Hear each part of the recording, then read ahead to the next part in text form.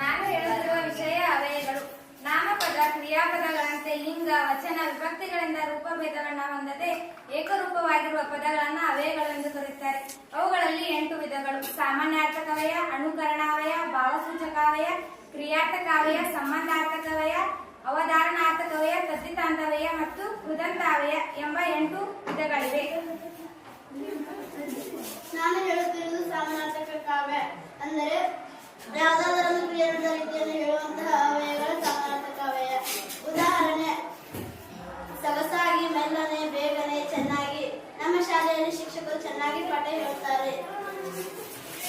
ನಾನು ಹೇಳುತ್ತಿರುವುದು ಅನುಕರಣಾವಯ. ಅನುಕರಣಾವಯ ಎಂದರೆ ನಿರ್ದಿಷ್ಟ ಅರ್ಥವಿಲ್ಲದೆ ವಿಶೇಷ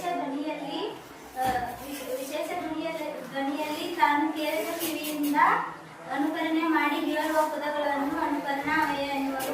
ಉದಾಹರಣೆಗೆ ರಪ ರಪ, ಝಳ ಝಳ, ದಡ ದಡ, ಜೈಯನೆ, ಸುರಿಯನೆ, ಸುರಿಯನೆ. ಉದಾಹರಣೆಗೆ ಮುಂಗಾರು ಮಳೆಯು ರಪ ರಪ ಬಂದಿತು. ನಾನು ಹೇಳುತ್ತಿರುವುದು ಅವಯಗಳಲ್ಲಿ ಒಂದಾದ ಭಾವಸೂಚಕಾವಯ. ಭಾವಸೂಚಕಾವಯ ಎಂದರೆ ಮನಸ್ಸಿನಲ್ಲಿ ಉಂಟಾದ ಕೋಪ, ಹರ್ಷ, ದುಃಖ, ಆಕ್ರೋಶ, ಆಕ್ಷೇಪ, ತಿರಸ್ಕಾರ ಇತ್ಯಾದಿ ಭಾವನೆಗಳಲ್ಲಿ ಅರ್ಥವಿಲ್ಲದೆ ಹೇಳುವ ಪದಗಳಿಗೆ ಭಾವಸೂಚಕಾವಯ ಎನ್ನುವರು. ಉದಾಹರಣೆ: ಅಯ್ಯೋ, ಓಹೋ, ಆಹಾ. ಉದಾಹರಣೆ: ಅಬ್ಬ, ನಾನೊಂದು ದೊಡ್ಡ ಹೆಬ್ಬಾವನ್ನು ನೋಡಿದೆ. ನಾನು ಹೇಳುತ್ತಿರುವ ಅವಯಗಳು ಕ್ರಿಯಾತ್ಮಕ ಅವಯಗಳು. ಕ್ರಿಯಾಪದದ ಸ್ಥಾನದಲ್ಲಿದ್ದು ವಾಕ್ಯದ ಅರ್ಥವನ್ನು ಪೂರ್ಣಗೊಳಿಸುವ ಅವಯಗಳಿಗೆ ಕ್ರಿಯಾತ್ಮಕ ಅವಯಗಳು ಎನ್ನುವರು. ಉದಾಹರಣೆಗೆ ರಹುದು, ಬೇಡ, ಉಂಟು, ಸಾಕು ಇತ್ಯಾದಿ. ನಾನು ಶಾಲೆಗೆ ಬರುವಾಗ ಹಿರಿಯ ನಾಗರಿಕರು ರಸ್ತೆ ದಾಟುವುದನ್ನು ನೋಡಿದೆನು. ಹೌದು.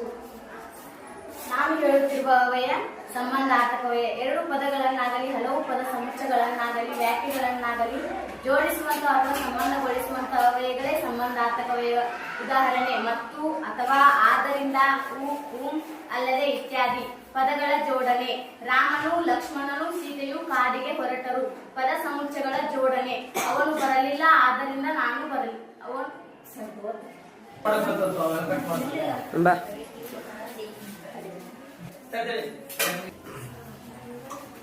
ನಾನು ಹೇಳುತ್ತಿರುವವೇ ಸಂಬಂಧಾರ್ಥಕವೇ. 2 ಪದಗಳನ್ನಾಗಲಿ ಹಲವು ಪದ ಸಮುಚ್ಚಯಗಳನ್ನಾಗಲಿ ವ್ಯಾಖ್ಯೆಗಳನ್ನಾಗಲಿ ಜೋಡಿಸುವಂತಹ ಅಥವಾ ಸಂಬಂಧಗೊಳಿಸುವಂತಹ ಅವಯಗಳೇ ಸಂಬಂಧಾರ್ಥಕವಯ. ಉದಾಹರಣೆ: ಮತ್ತು, ಅಥವಾ, ಆದ್ದರಿಂದ, ಇತ್ಯಾದಿ. ಪದಗಳ ಜೋಡಣೆ: ರಾಮನು, ಲಕ್ಷ್ಮಣನು, ಸೀತೆಯು ಕಾಡಿಗೆ ಹೊರಟರು. ಪದ ಸಮುಚ್ಚಯಗಳ ಜೋಡಣೆ: ಅವನು ಬರುವುದು ಬೇಡ, ಆ ಕೆಲಸ ಆಗುವುದು ಬೇಡ. ವ್ಯಾಖ್ಯೆಗಳ ಜೋಡಣೆ: ಅವನು ಬರಲಿಲ್ಲ, ಆದ್ದರಿಂದ ನಾನು ಬರಲಿಲ್ಲ. ನಾನು ಹೇಳುತ್ತಿರುವ ಅವಯ ಅವತರಣಾರ್ಥಕವಯ. ಅವತರಣಾರ್ಥಕವಯ ಎಂದರೆ ಒಂದು ನಿಶ್ಚಯ ಅರ್ಥದಲ್ಲಿರುವ ಅವಯವನ್ನೇ ಅವತರಣಾರ್ಥಕವಯ ಎನ್ನುವರು.